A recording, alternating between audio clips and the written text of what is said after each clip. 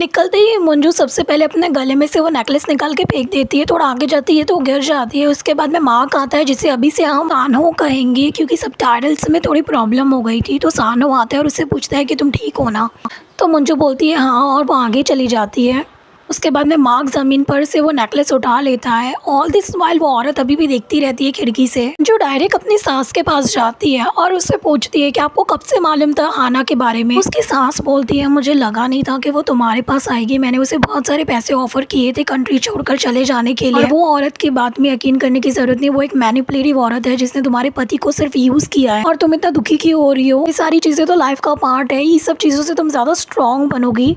मैंने भी ऐसी सारी चीज़ें बहुत एक्सपीरियंस की है। तुम कल देखोगी और तुम्हें लगेगा कि कोई बड़ी बात नहीं है। मंजू अपने सास से बोलती है कि आपको मिस्ट्रेस के बारे में पता था, आपको ये भी मालूम था कि वो चुप नहीं रहेगी और वो आएगी। तो उसकी सास बोलती है ये तो तुम्हारे लिए एक अपॉर्चुनिटी है, हमारे पति की परछाई से बाहर आकर खुद का नाम कमाने की। अभी तुम्हें एक दुखियारी औरत समझते हैं, लेकिन वो मिस्ट्रेस का आना लोगों की नज़र में आ जाएगा कि तुम कितनी ताकतवर हो। मंजू बोलती है कि उससे इन लोगों से लेना देना नहीं रखना, और वो कॉन्ट्रैक्ट फाड़ देती है जो उसकी और उसकी सास के बीच में साइन हुआ था। तो उसकी सास बोलती है कि तुम्हें क्या लगता है मेरे बिना तुम ये इलेक्शन जीत जाओगी? तो मंजू बोलती है कि आपको याद है आपने मुझे ज्वेलरी बॉक्स रखने के लिए कहा था जिसमें जुनिक के दिए सारे गिफ्ट रखने थे। तो हमें फ्लैशबैक में बताते हैं कि जब भी मंजू की सास और जुनिक टैक्स इन्वेजन के लिए बात करते थे, मंजू हमेशा वहाँ पर होती थी और सब कुछ देखती थी। उसके बाद में उसके अकॉर्डिंग पेन ड्राइव में उसके इन्फॉर्मेशन लिख कर वो उसे अच्छे से ज्वेलरी बॉक्स में रख देती थी। प्रेजेंट में मंजू अपनी सास को बोलती है कि वो औरत उसे अभी दिखनी नहीं चाहिए कभी भी।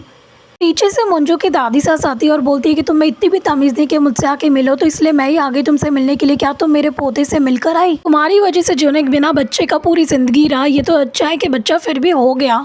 इस बच्चे को उन लोगों के साथ में रहना चाहिए था, जुनिक के साथ में रहना चाहिए था, लेकिन वैसा नहीं हुआ।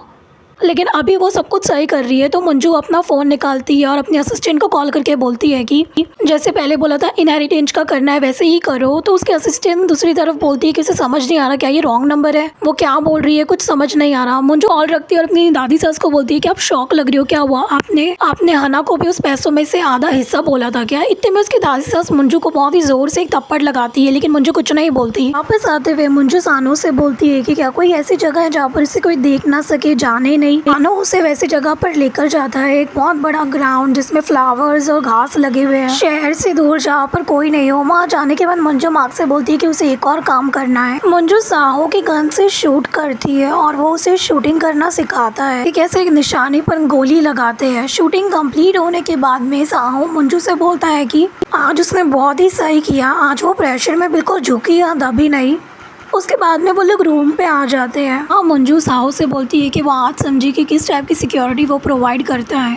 आज पूरा दिन वो अच्छे से बिता पाई क्योंकि वो उसके साथ में था। वो देखता है कि वो अपना हाथ मसाज कर रही है और पूछता है कि क्या तुम्हारे हाथ में पेन है? फिर कहता है कि तुमने फर्स्ट टाइम शूटिंग किया है इसलिए मसल स्क्रैच हो गया होगा, इसलिए तुम्हें पेन हो रहा है। और वो उसका हाथ लेता है और उसके हाथ मसाज करता है। दूसरी तरफ वो राइटर लेक्चर देता रहता है अमेरिका के बारे में, सब कुछ जो भी उसे मालूम है, उनकी सबमरीन्स, उनकी शिप। और वो कहता है कि अमेरिका बहुत ही करीब आ गया है और वो कुछ दिनों में नॉर्थ कोरिया के ऊपर अटैक कर देगा, जिसकी वजह से वॉर हो जाएगी और वो वॉर में उन लोगों को लड़ना ही पड़ेगा। तो फिर ऑडियंस में से कोई पूछता है तो क्या हम क्या कर सकते हैं वॉर के लिए? तो वो बोलता है कि घर पर मत बैठे रहो, सड़क पर निकलो और लड़ाई करो। रात में जब वो घर जाता रहता है तो दो आदमी उसके ऊपर अटैक कर देते हैं और उसे बहुत मारते हैं।